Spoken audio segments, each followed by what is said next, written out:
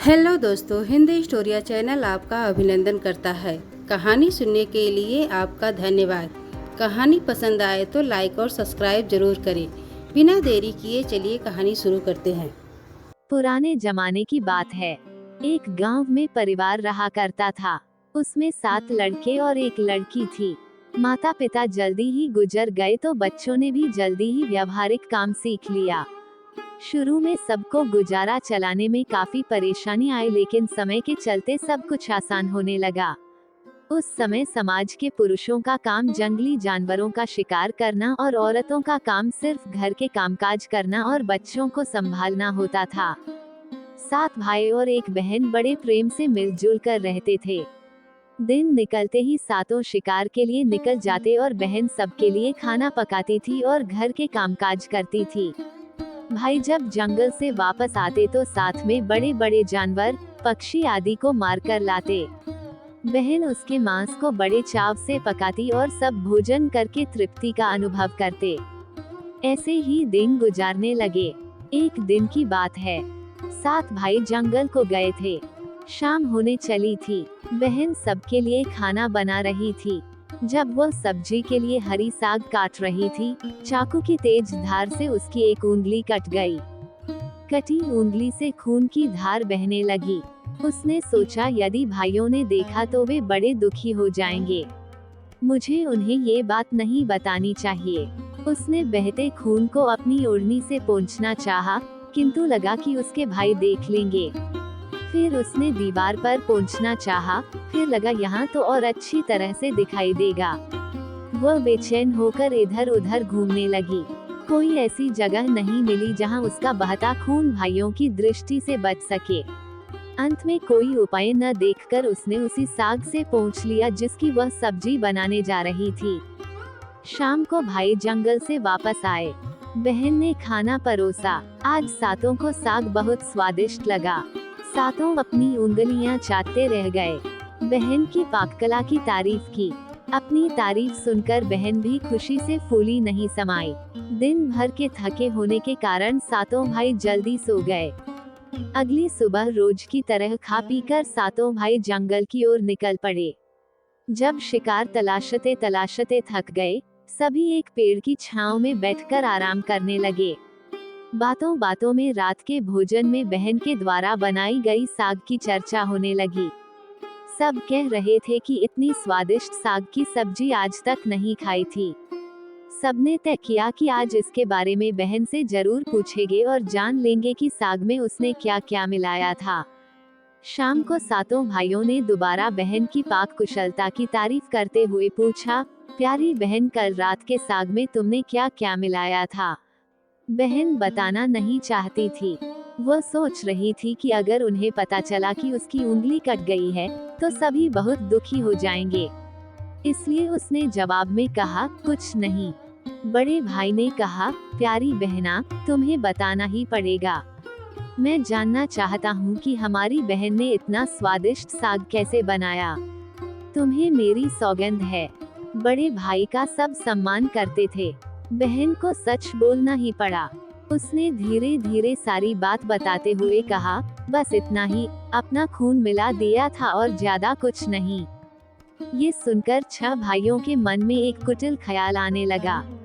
वे सोचने लगे, इसके खून की चंद बूंदें इतनी स्वादिष्ट हैं, तो इसका मांस कितना स्वादिष्ट होगा। रात के खाने के बाद सातों सोने के लिए गए। सातों में फिर उसी बात की चर्चा छिड़ गई।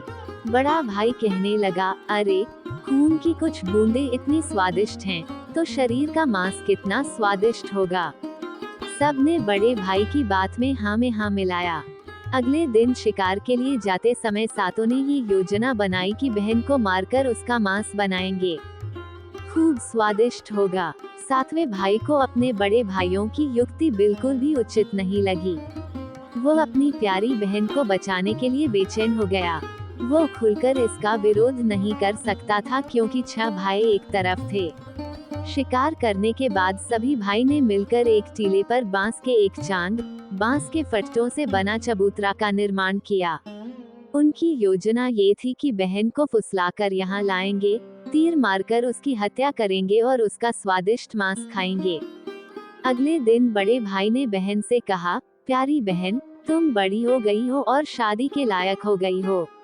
मैंने तुम्हारे लिए एक सुंदर से वर की तलाश की है। आज हम उसका घर देखने जाएंगे। तुम्हें भी सज संवर कर हमारे साथ चलना होगा। बहन शादी की बात से बहुत खुश हुई। तुरंत तैयार होकर भाइयों के साथ चलने लगी। चलते चलते वह थक गई। वो बड़े भाई से पूछने लगी, मेरा ससुराल अब कितना दूर है? बड़ा भाई बोला, बस अभी पहुंचने वाले हैं। दूर से दिखाई दे रहे टीले पर बने चांद को दिखाते हुए भाई बोला, वो देखो तुम्हारा ससुराल, जहां तुम राज करोगी। ये सुनकर बहन आनंदित हो उठी। चांद पर पहुंचते ही बड़े भाई ने अन्य भाइयों को बहन को चांद पर खड़ी करके रस्सी से बांस के खंभे के सहारे बांधने का आदेश दिया। सभी मिलकर फुर्ती से बहन को बांधने लगे।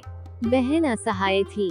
अपने सभी भाइयों को हत्यारे के रूप में देखकर बहन का हृदय हाहाकार करने लगा। वो ईश्वर को याद करते हुए कहने लगी, हे ईश्वर, अब तुम ही मेरा सहारा हो। मेरे सातों भाई मेरी हत्या करना चाहते हैं। इनमें से एक भी ऐसा नहीं है जिसके दिल में मेरे लिए दया और प्रेम है। अपनी बहन की बातों से सातवां भाई द्रवीभूत हो उठा। बहन की पुकार पर वह तड़प कर रह गया, पर 6 भाइयों का प्रतिवाद करने का साहस नहीं जुटा पाया। बहन को निर्ममता से बांधने के बाद बड़े भाई ने सबको बारी बारी से उस पर बाण से प्रहार करने का आदेश दिया।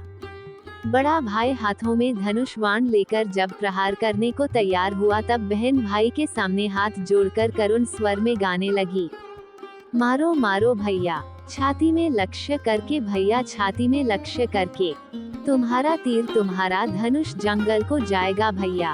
मारो मारो भैया छाती में लक्ष्य करके, छाती में लक्ष्य करके, भैया छाती में लक्ष्य करके। भाई ने कठोरता दिखाते हुए तीर चलाया, पर उसका निशाना विफल हो गया। इसके बाद दूसरा भाई तीर मारने को तैयार हुआ। बहन ने उसके आगे भी हाथ जोड़कर वही करुण गीत दोहराया। उसका भी निशाना चूक गया। इसी तरह सभी भाइयों ने बारी बारी बहन की छाती को लक्ष्य करके तीर मारने की कोशिश की। बहन हर बार यही गीत दोहराती रही। 6 भाई लक्ष्य भेद करने में असफल रहे। अब 7वें की बारी थी। 6 भाई उसे कहने लगे, पूरी ताकत से तीर चलाना, बहन को एक ही बार में ढेर करना। यदि तुम्हारा निशाना चूक गया तो तुम जिंदा नहीं बचोगे। हम सब मिलकर तुम्हें मार देंगे। बहन ने छोटे भाई की जान खतरे में पड़ते देखा। उसने अपनी जान न्योछावर करके उसे बचाने का निश्चय किया। वो ईश्वर से प्रार्थना करने लगी, हे ईश्वर, मेरे भाई का तीर मेरी छाती भेदने में सफल हो जाए। वो करुण गीत गाने लगी, मारो मारो भैया, छाती में लक्ष्य करके, भैया छाती में लक्ष्य करके, तेरा तीर मेरी छाती भेद जाए। मारो मारो भैया, छाती में लक्ष्य करके, भैया छाती में लक्ष्य करके। छोटे भाई ने तीर चलाया। उसका तीर बहन के मर्म पर जा लगा। वह दर्द से तड़प उठी। कुछ देर छटपटाने के बाद उसके प्राण पखेरु उड़ गए। वह निस्पंद हो गई। अपनी कुटिल योजना सफल होने पर 6 भाइयों की बांछें खिल गई। सातों ने मिलकर मृत बहन का शरीर चांद से नीचे उतारा। 6 भाइयों ने मिलकर बहन के शरीर की बोटी बोटी काट डाली। बड़े भाई ने 7वें को जंगल से लकड़ी और पानी लाने का आदेश दिया। छोटा भाई पानी और लकड़ियों के साथ साथ कुछ मछली और केकड़े ले आया। वो अंदर अंदर बहुत व्यथित था। उसके भाई बहन का मांस बड़े चाव से पका रहे थे। वो अपनी प्यारी बहन का मांस नहीं खा पाएगा। अगर नहीं खाएगा तो अन्य भाई उसे गाली देंगे। उसने मांस बनाते समय चुपके से अपने साथ लाई मछलियां और केकड़े को आग में दे दिया और अपना खाना जुगाड़ किया। चावल और मांस तैयार हो गया। जमीन पर केले के पत्ते बिछाकर उसमें सबके लिए खाना परोसा गया। छोटे भाई ने पहले ही अपने बैठने के स्थान पर एक छोटा गड्ढा खोद रखा था। उसने अपनी पत्तल में परोसे गए नरमांस को चुपके से गड्ढे में डाल दिया और मछली भात खाने लगा। अन्य भाई बहन की हड्डियां चबाने लगे, वह केकड़ा चबाने लगा। जब सबने बहन के शरीर के स्वादिष्ट मांस से अपना पेट भर लिया, तो बड़े ने 7वें भाई को जूठा साफ करने को कहा। उसने बहन की बची खुची हड्डियां और शरीर के अन्य भाग जैसे सिर, नाखून, पंजे आदि सभी इकट्ठा करके उसी गड्ढे में डाल दिया और मिट्टी से ढक दिया। कुछ समय बाद उस स्थान पर बांस का एक पौधा उगाया। धीरे धीरे वहां बांसों का झुरमुट बन गया। एक बार कहीं से एक संत आए और उसी बांस की झुरमुट तले छुपकर मल त्याग करने लगे। उसी समय आकाशवाणी हुई, संत दुर्गंध आ रही है, संत दुर्गंध आ रही है। बार बार यह आकाशवाणी सुनाई देने लगी तो संत ने झटपट उस स्थान को साफ किया।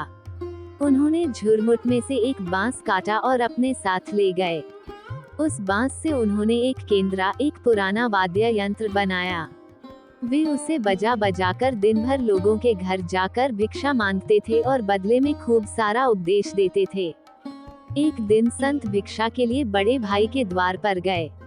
तब तक 6 भाइयों का विवाह हो चुका था, केवल 7वां कुंवारा था। ज्यों ही संत ने बड़े भाई के आंगन में कदम रखा, त्यों ही संत का केंद्रा स्वयं बोल उठा, नहीं बजो रे केंद्रा, यही है दुश्मन सबसे बड़ा।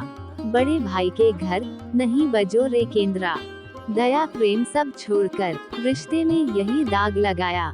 नहीं बजो रे केंद्रा, यही है दुश्मन सबसे बड़ा।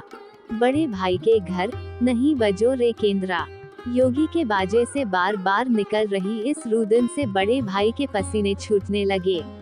उसने अपनी पत्नी से योगी को तुरंत भिक्षा देकर विदा करने को कहा।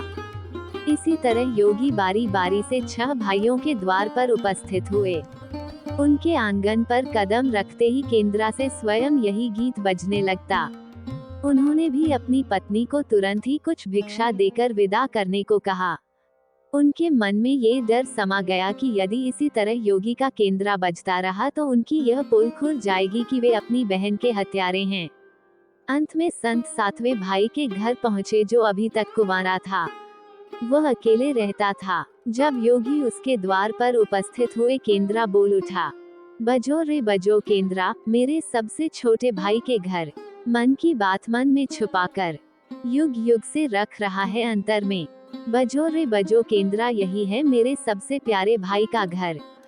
योगी के केंद्रा से प्यारा और दिलचस्प गीत बजते सुनकर छोटे भाई ने उन्हें सम्मान के साथ अपने घर में बैठने के लिए आसन दिया। तांबूल पान और जलपान से उनका सत्कार किया। इसके बाद केंद्रा के विषय में चर्चा हुई। योगी ने केंद्रा की जन्म कहानी सविस्तार सुनाई। छोटे भाई ने उस केंद्रा को उसे देने की प्रार्थना की तो योगी ने उसे छोटे भाई को सौंप दिया। योगी के चले जाने के बाद छोटे भाई ने केंद्रा को अपने बिस्तर के सिरहाने की तरफ एक साफ सुथरे स्थान पर धूप दीप जलाकर सम्मान के साथ रखा। कुछ दिनों के बाद छोटे भाई के घर में कुछ परिवर्तन दिखाई देने लगे। जब भी वह काम से लौटकर घर आता, सारा घर साफ सुथरा पाता। जब रोज रोज यही बात दोहराने लगी तो छोटे भाई ने अपनी भाभीियों के घर जाकर पूछा, मेरी गैर हाजिरी में आप लोग मेरा घर साफ करते हैं क्या? सभी ने जवाब दिया, हमें अपने घर के काम काज से फुर्सत नहीं है, तुम्हारा घर कैसे साफ करती? छोटे भाई ने निश्चय किया कि आज वह छुपकर देखेगा कि उसका घर कौन साफ करता है। वह घर के कोने में छुप गया। घर सुनसान होते ही स्थापित केंद्रा से उसकी बहन की शक्ल की एक लड़की निकली। घर का सारा काम किया और फिर उस केंद्रा में समा गई। छोटे भाई ने यह बात अपनी बड़ी भाभी को बताई। बड़ी भाभी ने उसे समझाया, ज्यों ही लड़की केंद्रा से बाहर निकलेगी तुम केंद्रा को आग के हवाले कर देना, फिर उस पर तुलसी जल छिड़क देना, फिर देखना क्या होता है। छोटे भाई ने बड़ी भाभी के कहे मुताबिक काम किया। उसने लड़की के निकलते ही केंद्रा को आग में डाल दिया और लड़की पर पवित्र तुलसी जल का छिड़काव किया। तुलसी जल के स्पर्श से वह मानव रूप में आई। भाई ने देखा ये तो उसकी प्यारी बहन है। उसने अपनी बहन को गले से लगा लिया। उसके बाद बहन को मुक्ति मिल जाती है। 6 भाइयों को अपनी बहन की याद सताने लगी। उन्हें एहसास हुआ कि उन्होंने एक अमानवीय कार्य किया है। हर बार जब वे भोजन करते, उन्हें अपनी बहन का चेहरा याद आता और वे अवसाद में डूब जाते। गांव के लोग उनकी इस कुकर्म के बारे में जान गए और उन्हें बहिष्कृत कर दिया। भाइयों को अपने ही गांव में अपमान और तिरस्कार का सामना करना पड़ा। भाइयों के बीच भी तनाव बढ़ने लगा। कुछ भाई इस अपराध को सही ठहराने की कोशिश कर रहे थे, जबकि अन्य ने अपनी गलती को स्वीकार किया। इससे उनके बीच मतभेद बढ़ गए। रात में उन्हें अपनी बहन की आत्मा का डर सताने लगा। वे अक्सर उसे अपने सपनों में देखते थे, जो उन्हें अपने किए की याद दिलाती थी। ये डर उनके मानसिक स्वास्थ्य को प्रभावित करने लगा। नई शुरुआत की तलाश। अंततः भाइयों ने अपने किए पर पछतावा करते हुए गांव छोड़ने का निर्णय लिया। वे एक नई जगह पर जाकर अपनी जिंदगी को फिर से शुरू करने की कोशिश करने लगे, लेकिन उनके मन में हमेशा एक खालीपन और अपराधबोध बना रहा। इस तरह भाइयों का जीवन एक बुरे कर्म के बाद कभी भी सामान्य नहीं हो सका। उनका प्यार और एकता टूट गई और वे हमेशा अपनी बहन की यादों और अपने किए पर पछतावे के साथ जीते रहे। सीख। निस्वार्थ प्रेम ही रिश्तों को बनाए रखता है। रिश्तों को कलंकित करने वाले कभी छुप नहीं सकते।